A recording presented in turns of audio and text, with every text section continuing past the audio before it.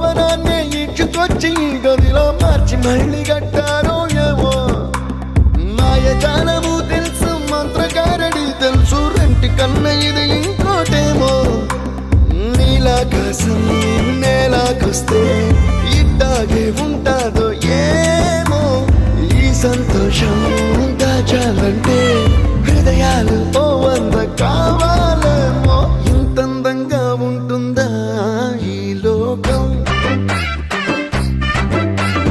ఇన్నాళ్ళు ఈ మనసుకి తెలియాలే